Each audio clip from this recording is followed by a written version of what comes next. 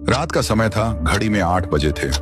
पायल और अर्जुन पूरी तरह से मस्ती में डूबे हुए थे। तभी पायल का फोन जोर से रिंग हुआ। स्क्रीन पर जान लिखा था। उतने में अर्जुन ने कहा, क्या हुआ बेबी, क्या देख रही हो, किसका कॉल है? पायल ने कहा, कुछ नहीं यार, मेरे पति का कॉल है, चैन से थोड़ा मजा भी नहीं लेने देता। अर्जुन ने मजाक में कहा, अरे तो उठा लो बेचारा, कुछ कहना चाहता होगा। पायल ने बोली, इतनी मुश्किल से तो उसके चंगुल से आजाद हुई हूँ, अब तो मुझे उसकी आवाज तक से नफरत है। यह कहकर दोनों जोर जोर से हंसने लगे। काफी देर तक क्लब में मौज मस्ती करने के बाद रात के करीब 10 बजे दोनों अर्जुन की जीप में बैठकर वहां से निकले।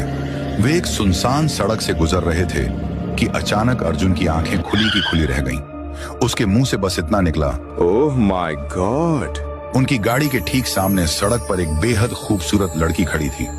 उसने स्वर्ग जैसे कपड़े पहने हुए थे और छोटे छोटे जुगनू उसके चारों ओर तैर रहे थे। वह इतनी खूबसूरत लग रही थी कि अर्जुन उसे अपनी आंखें फाड़े बस देखता ही जा रहा था। उस लड़की ने कुछ पलों के लिए उससे नजरें मिलाईं और फिर तेजी से एक तरफ चली गई। अर्जुन ने कहा, क्या थी वो, परम सुंदरी? यह सुनकर पायल झुंझलाते हुए जीप से बाहर आई और गुस्से से अर्जुन पर चिल्लाई, जाओ अपनी उस परम सुंदरी के साथ रहो। उसके बाद वह पैर पटकते हुए वहां से चली गई।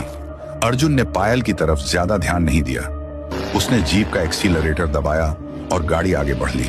थोड़ी दूर जाने के बाद उसने देखा कि वही खूबसूरत लड़की पीछे की सीट पर बैठी हुई थी। वह मुस्कुराते हुए अर्जुन को देख रही थी।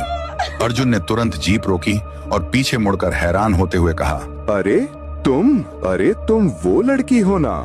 फिर अचानक उसने अर्जुन को पीछे की सीट पर खींच लिया। दोनों ने एक दूसरे को कसकर गले लगा लिया। जीप अपने आप चलने लगी। तभी पलक झपकते ही उस अप्सरा के नाखून लंबे और धारदार हो गए।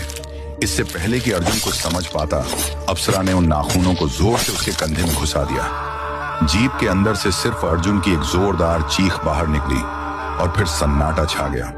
3 महीने पहले की बात है। पायल अपने कमरे में थी और उसका बॉयफ्रेंड राइस्टार वीडियो कॉल पर था।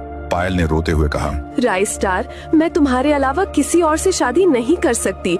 इन लोगों ने मुझे बहुत तंग कर रखा है, न ठीक से खाना दे रहे हैं न पानी। ऐसा लगता है जैसे ये मेरे माँ बाप हैं ही नहीं। राइस्टार उसे समझाने की कोशिश कर रहा था। पायल देखो, मैं जानता हूँ कि तुम बहुत परेशान हो, लेकिन अभी मैं कुछ कर नहीं सकता। हम लोग अभी भाग नहीं सकते। मेरी कंडीशन अभी फिलहाल ऐसी नहीं है। पायल की जिद थी, मैं तुम्हारे साथ झोपड़पट्टी में भी रह लूंगी, मुझे तुमसे कुछ नहीं चाहिए। तुम्हारी कंडीशन कैसी भी हो, मुझे उससे कोई मतलब नहीं है। मैं बस तुम्हारे बिना नहीं रह सकती। राइस्टार ने